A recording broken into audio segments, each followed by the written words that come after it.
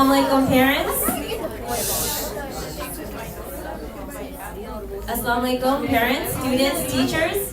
Welcome to our Shabaan and our grade 11 Muslim Scientist Project presentation today. We appreciate all of you that are here with us today. We would like to begin the program with Ali Jafri for Quran recitation and Zara Heather for the translation.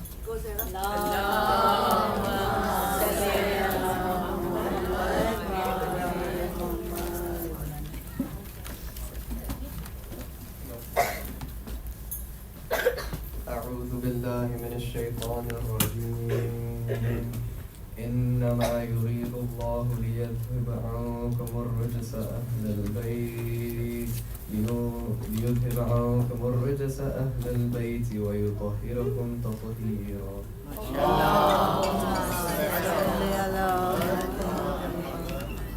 Indeed, Allah desires to repel all impurity from you, O people of the household, and purify you with a thorough purification. أعوذ بالله من الشيطان الرجيم بسم الله الرحمن الرحيم فمن حاجك فيه من بعد ما جاءك من العلم فقل تعالوا ندع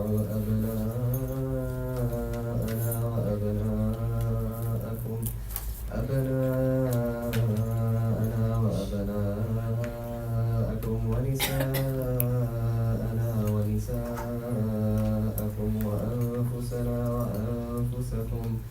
وأنفسكم ثم نبتهل فنجعل لعنة الله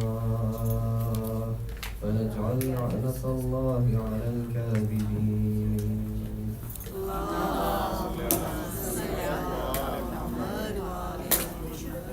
Should anyone argue with you concerning Jesus, after the knowledge that has come to you, say, "Come, let us call our sons and your sons, our women and your women, our souls and your souls. Then let us pray earnestly and call down Allah's curse upon the liars."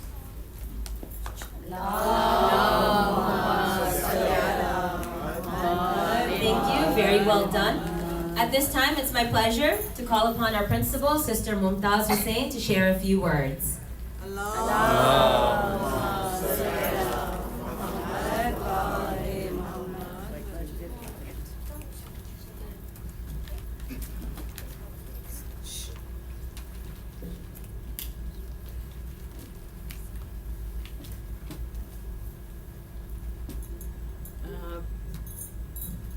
Salawat.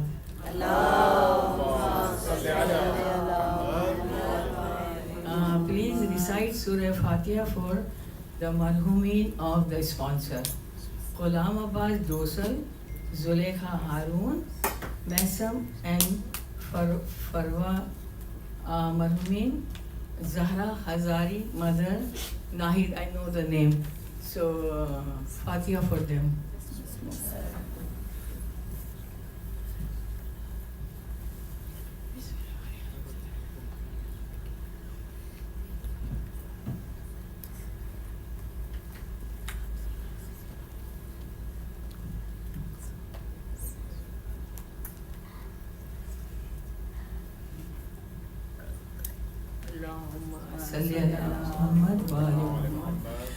Bismillahirrahmanirrahim. Respected Maulana Sahab, I know Maulana Sahab is out of country. President of IJEC, board members, IJEC board, teachers, volunteers, parents, students, and especially the grandparents who are here. Assalamu alaikum. Imam Hussain alayhi salam said, "Seeking knowledge will lead you towards wisdom and elevation." I am really happy to see everyone as we celebrate this holy month of Shabaan. Thank you to everyone for coming to attend our program today, where we will celebrate the great personalities born in this month, Shabaan.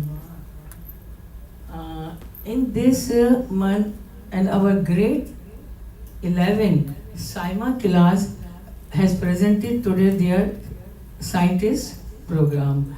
will, which is part of our graduation. Sorry. And I like to thank all the teachers and volunteers of Sunday school, especially my e-board. And thank you to those people who help me every Sunday in the morning, Hadi Moni and Razi Patel. I know they don't want to do anything, so they help me all the time. In the end of the day, Brother Amir Khan and Kumail Naqvi, they help me.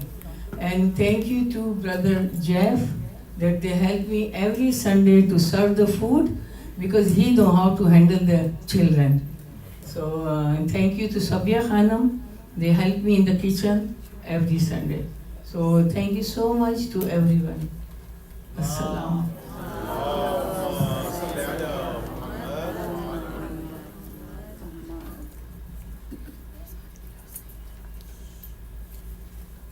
Thank you, Sister Mumtaz. At this time, before we begin our Muslim Scientist presentation, I would like to now call the grade 11 teacher, Sister Saima, to share a few words.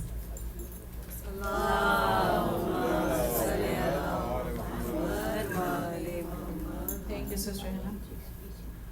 Dear parents, grandparents, IJEC teachers, volunteers, and my lovely students, Assalamu alaikum and Waladat Mubarak. When talking about revolutionary inventions, people tend to focus on Da Vinci, Edison, Newton, and so on. However, there is a very interesting epoch in the history of mankind when Muslim scholars and inventors contributed to the creation of fundamental tools for modern civilization, the era known as the Islamic Golden Age, between 8th and 13th century. We remember our roots and our heroes of past. To paraphrase Ernest Hemingway, inventions aren't just the tools, they are time capsules that carry the spirit of their creators. Till today, the legendary Muslim scientists are not only accumulating great knowledge, but innovated in medicine, science, and technology, which is crucial for modern world. There are many Muslim scientists, doctors, and researchers around the world continuously making the difference with unimaginable discoveries every day. Today, as we all gather here to celebrate the great personalities of Ahlul Bayt of Prophet Muhammad, Sallallahu Alaihi Wasallam, the city of knowledge, and Imam Ali, the gateway of that city of knowledge. The students of grade 11 are going to share their research on life of successful Muslim scientists of past and present. Thank you. And I would like to call upon my first student, Kamran Rizvi.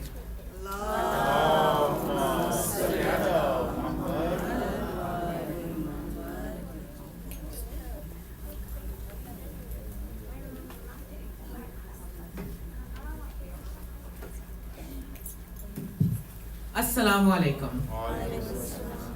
My name is Kamran Rizvi, and I am going to introduce you to one of the most remarkable figures in Islamic history, Jabir ibn Hayyan.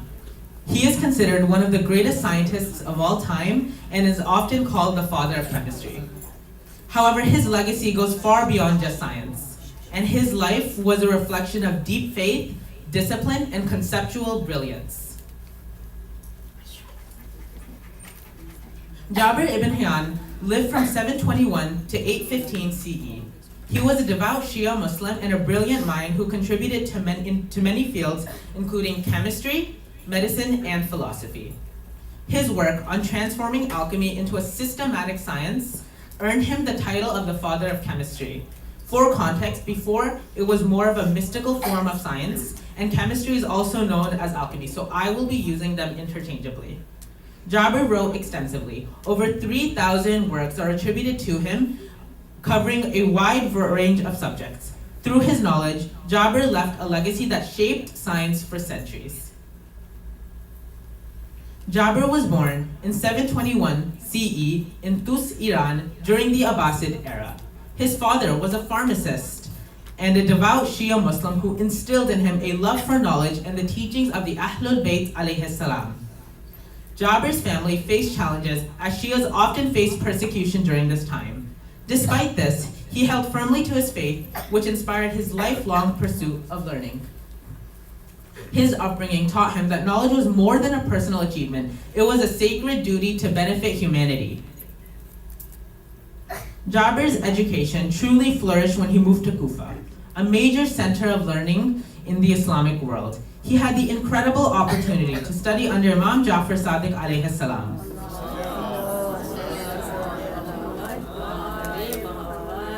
The Imam's teaching combined theology with a deep understanding of the natural world, influencing Jabir's approach to science as both an intellectual and spiritual journey.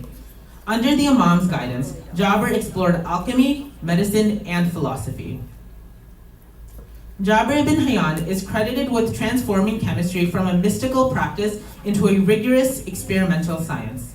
He introduced processes we still use today, like distillation, sublimation, and crystallization, which are methods for purifying and transforming substances. It shocks me how little he's talked about.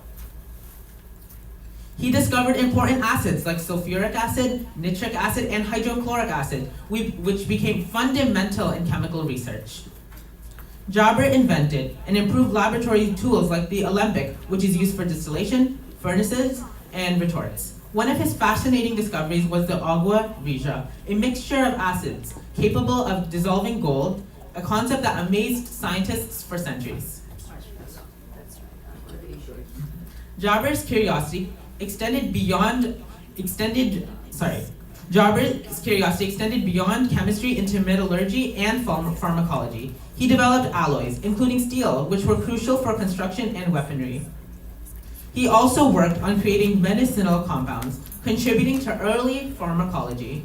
His classification of substances, metals, nonmetals, and compounds laid the foundation for the periodic table we know today. These achievements show us that Jabir wasn't just a scientist. He was an innovator whose ideas had practical and lasting applications. As I mentioned prior, Jabir had over 3,000 works attributed to him on a multitude of topics, ranging from chemistry to medicine and astrology. But Jabir's influence didn't stop in the Islamic world. It extended to Europe during the Middle Ages. His works, like Kitab al-Kimya and Kitab al-Sabin, were translated into Latin. In Europe, he became known as Geber, and his methods inspired many European alchemists and scientists. Jabir also preserved ancient knowledge from Greek, Indian, and Persian traditions, combining it with Islamic teachings.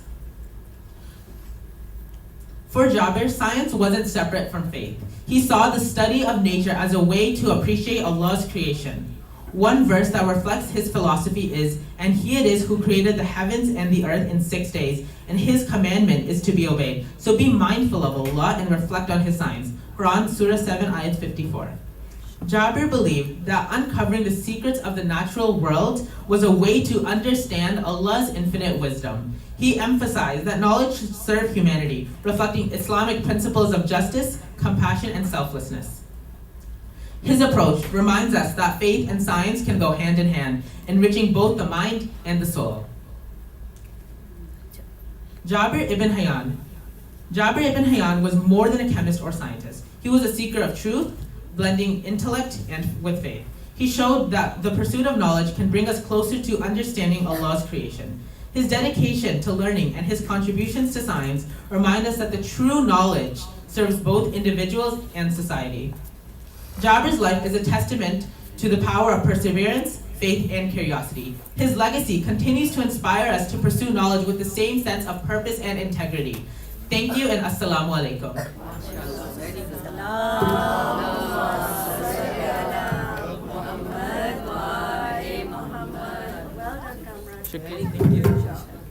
Amazing job, Kamran.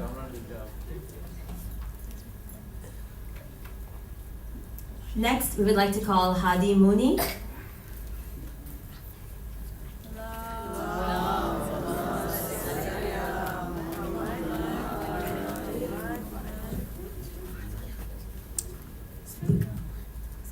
Bismillahirrahmanirrahim. Assalamu alaikum, respected Maulana, e-board members, teachers, community members, and fellow students. Today, my Muslim scientist presentation will be on Dr. Shakir Muhammad. Who is Dr. Shakir Muhammad? Dr. Shakir Mohammed got his PhD in machine learning from Cambridge University. He has mainly specialized in societal and ethical AI concerns. His main research areas are generative models, Bayesian learning, climate informatics, and ethics in AI.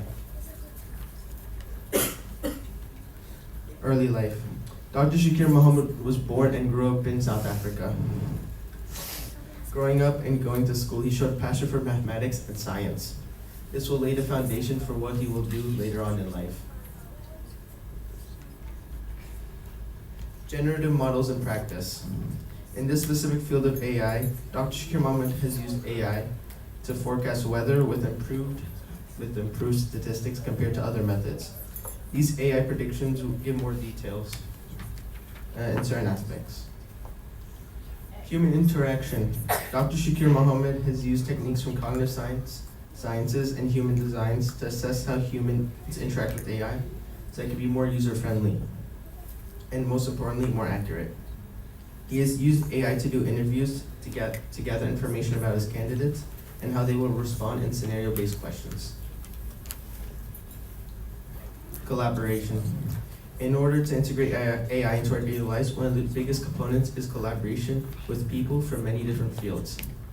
Dr. Shakir Mohammed has worked with many different people from fields such as healthcare to make healthcare more accessible, and climate scientists to develop strategies to mitigate diseases and allocate resources. Ethics and diversity.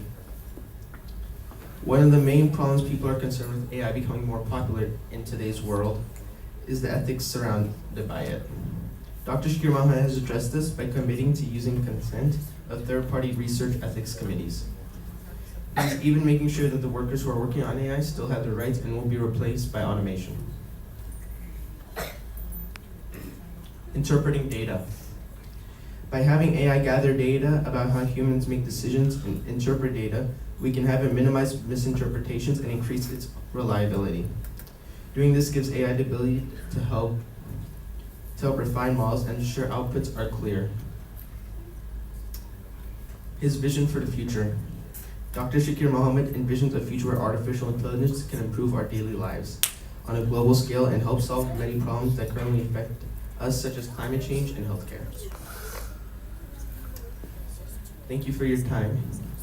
Assalamu alaikum. Thank you. Thank you so much.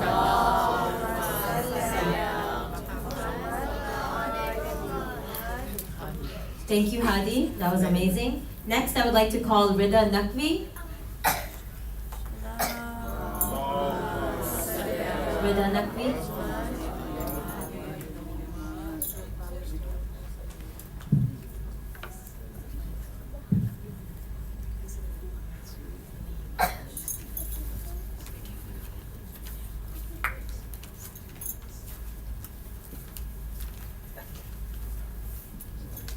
Assalamu alaikum to parents, teachers, and everyone here today.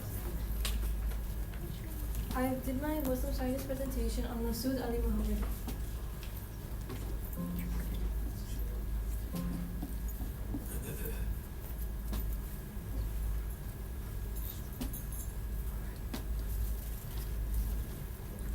Masood Ali Mohammadi was an Iranian quantum theorist and particle physicist.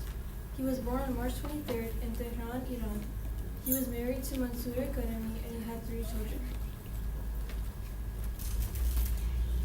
He made many scientific accomplishments in his lifetime. He published 53 research articles in peer-reviewed academic journals, and he wrote and translated books such as Modern Quantum Mechanics, and his most recent publication was about dark energy. Here are just 15 of the 53 research publications that he put out, and they are all about quantum physics and are dedicated to spreading more knowledge about this little-known field. At an early age, Ali Muhammadi would help his father with farming in the village. He was bright and intelligent, and he would walk long distances to school daily. People who knew him say he was cheerful, calm, and good-humored.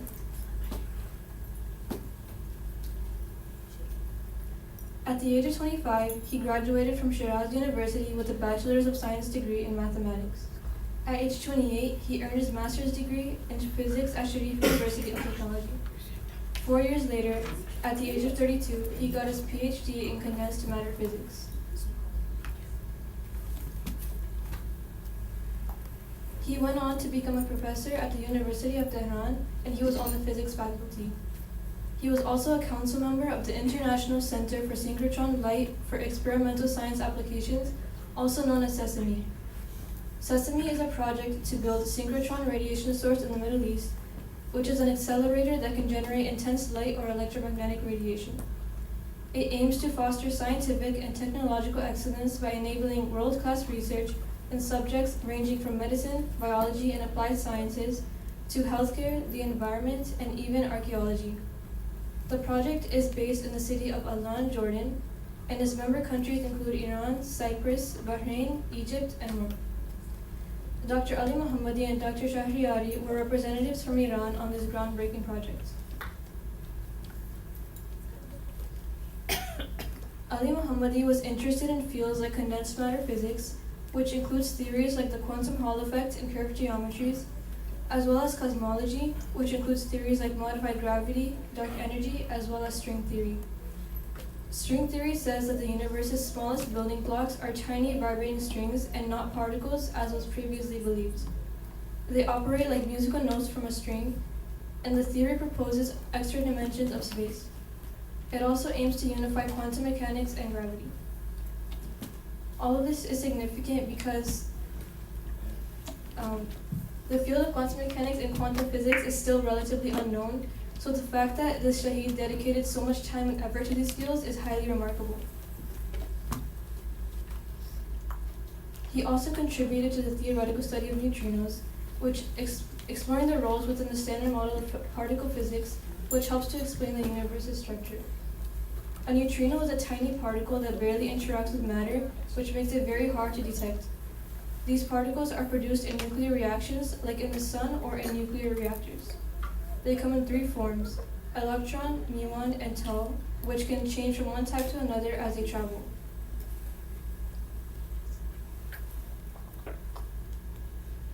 On January 12, 2010, a motorbike parked near his car exploded while he was leaving his home in his neighborhood in Tehran.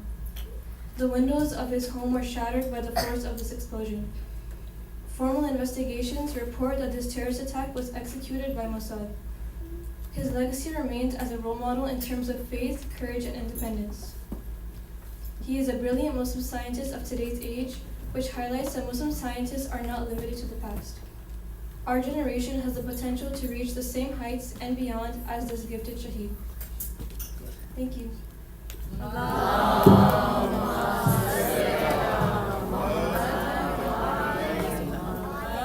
Thank you, Rida. Our last presentation is from Ali Abbas Hassani.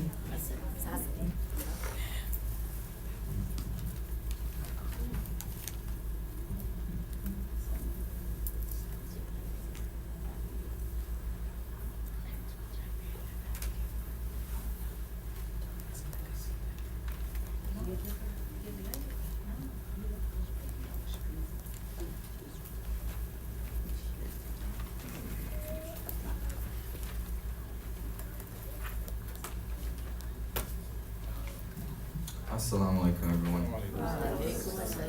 My name is Ali Abbas Hassani and I will be doing my Muslim science presentation on Dr. Abdullah bin Abdul Aziz al-Rabi'a.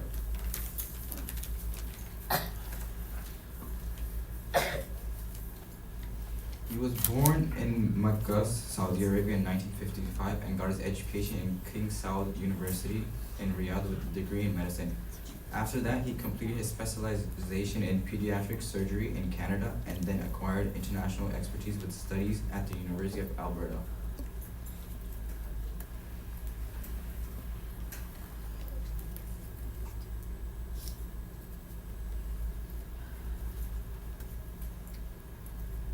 He was a pediatric surgeon and was globally known for his expertise in conjoined twin separations. He had led the first successful separation of conjoined twins in Saudi Arabia in 1990, and ever since then he has performed and supervised over 50 conjoined twin separations, making Saudi Arabia a leading center for this rare and complex surgery. Here, I'm providing a picture of two conjoined twins that he had separated in his surgery, and they're living happily after that. He has a very great impact on healthcare in Saudi Arabia. He was the Minister of Health from 2009 to 2014 as he spearheaded healthcare reforms including expansions in hospital capacity and medical services. He had focused on upgrading medical infrastructure and health standards to enhance access and quality of care.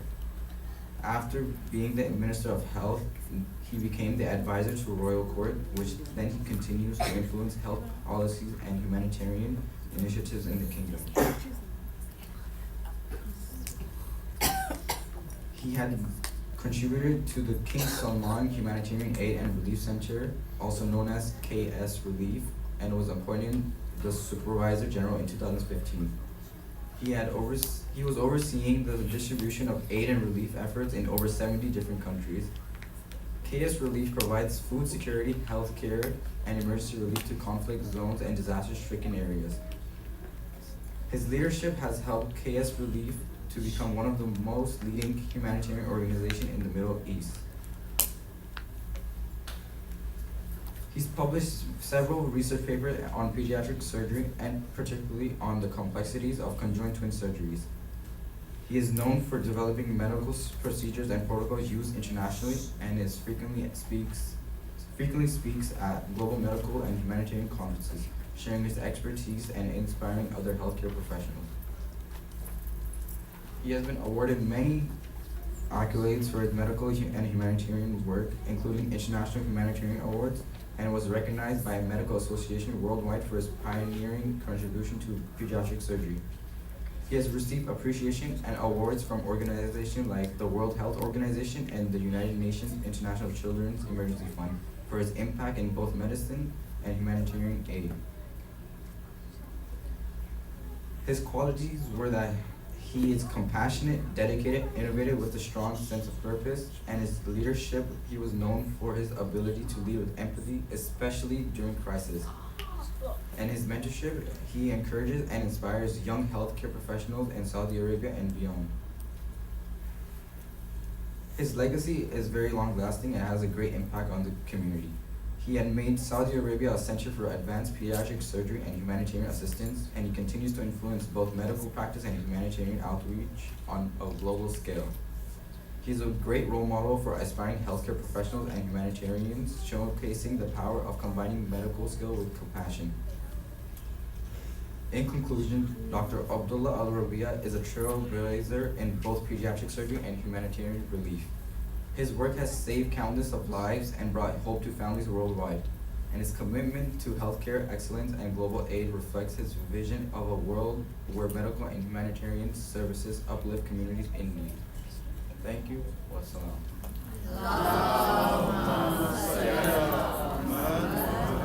Thank you, Ali Abbas. Let's have a loud salawat for all our presenters today from the grade 11 and their teacher. Before we move on to the next part, I'd like to call the assistant principal, Sister Zia Parpia.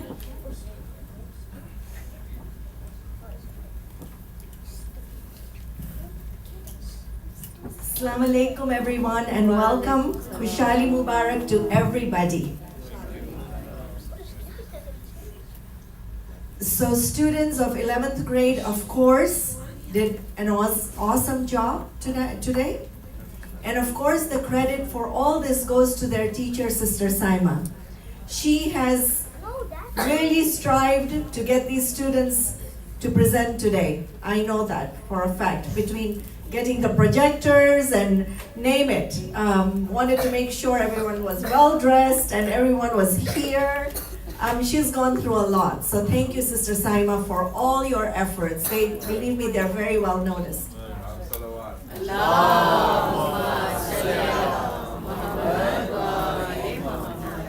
As a past teacher and the curriculum writer of 11th and 12th grade now, and a past Dinyat coordinator, I also want to congratulate all of you parents whose children have performed today. Thank you. Congratulations to all of you. one very important thing, if health and time allows, of course with the assistance of IJEC, inshallah I'll be inheriting these students in 12th grade next year. So at this time, I told Hina I just wanted 2 minutes to speak to all of you. And again, once again, thank you very much and Kushalik Mubarak to all of you.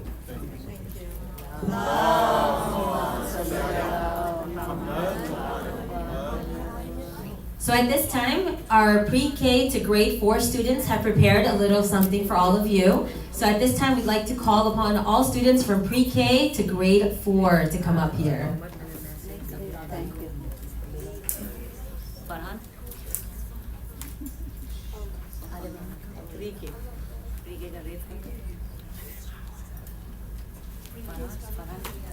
No, just have them all come and then.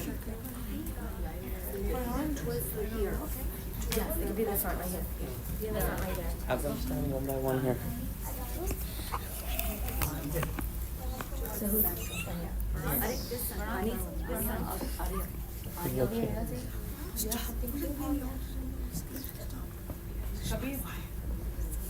Salawat. Allahumma salli ala Opportunity passes away like a cloud. Therefore, make use of good opportunities.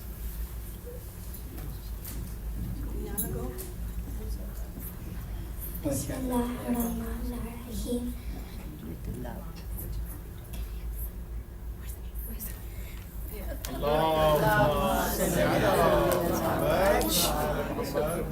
When you get small favors, do not push them away through lack of gratefulness.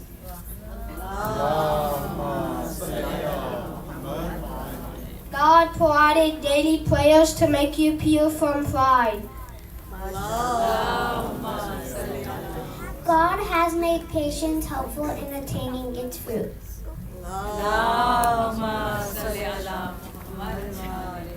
Happiness is wealth that does not diminish.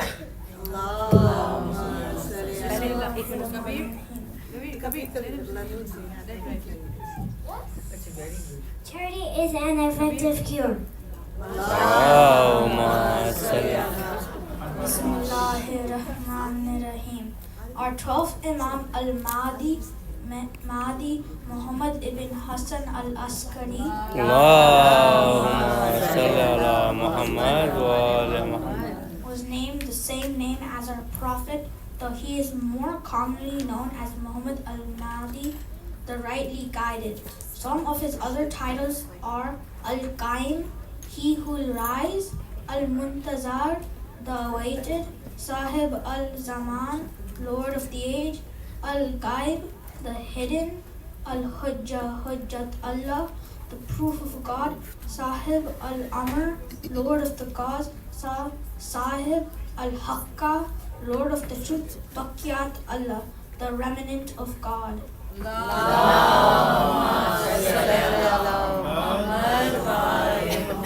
Thank you to all those students. At this time, to close our program, I would like to call our chairman, Muhammad Hussein.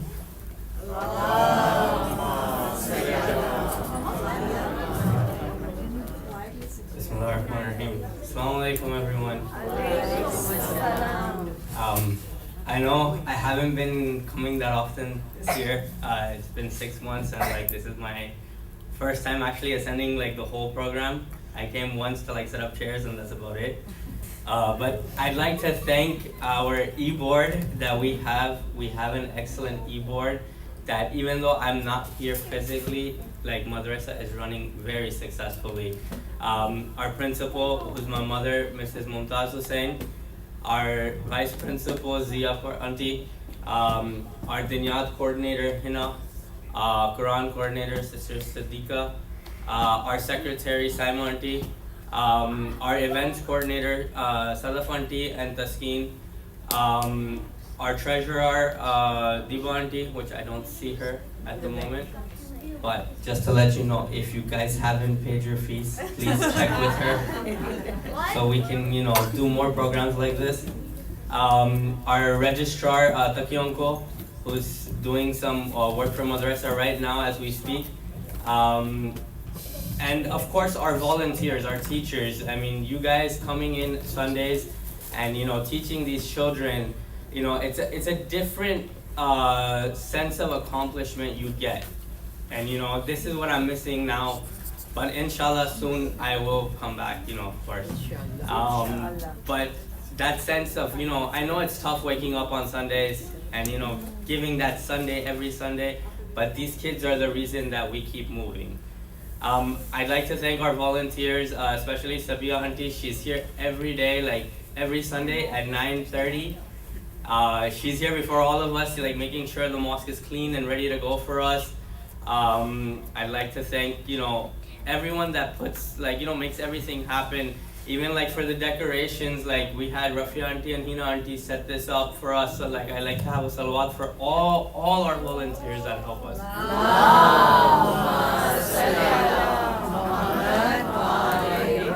In the end, I'd like to thank all the parents. You guys encourage these kids to do more. And the more the encouragement we get from you, the further we progress. And we've seen a lot of progression in madrasa, in IJEC, and we continue to want to see this. So we thank you guys for your encouragement every week, every day, whether it's here, whether it's at the masjid. Yesterday we had, mashallah, 22 kids recite.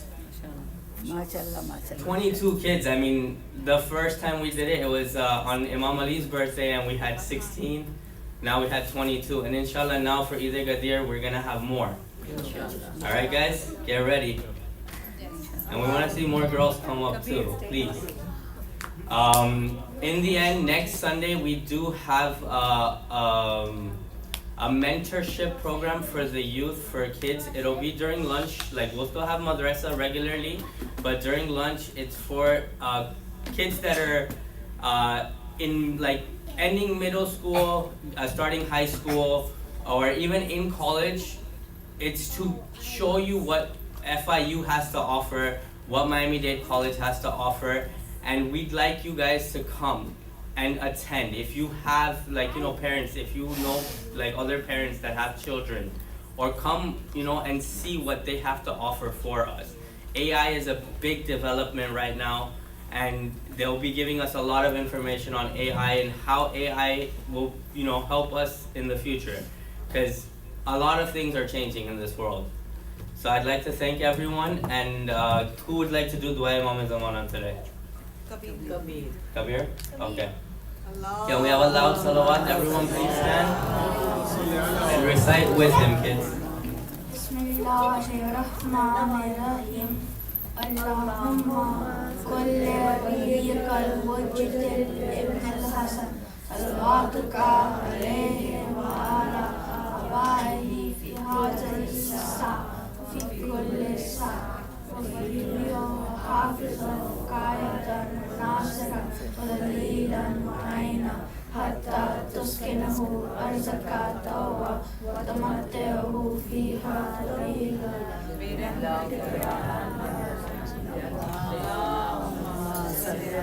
And I'd like to call Seth to do ziyarat.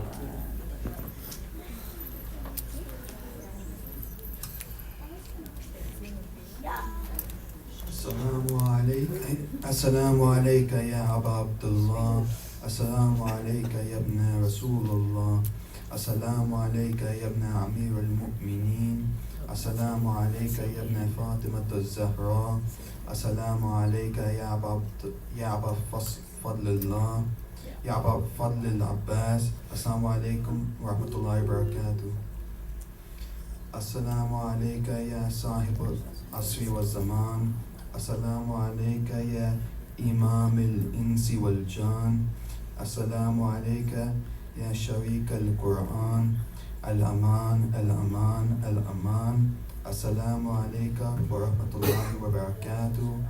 Allahumma salli ala Muhammad wa ali Muhammad. And once again, thank you everyone for coming. Lunch.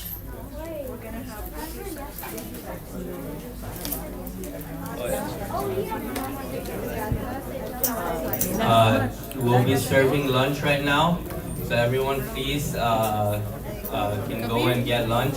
And all the students, if you can please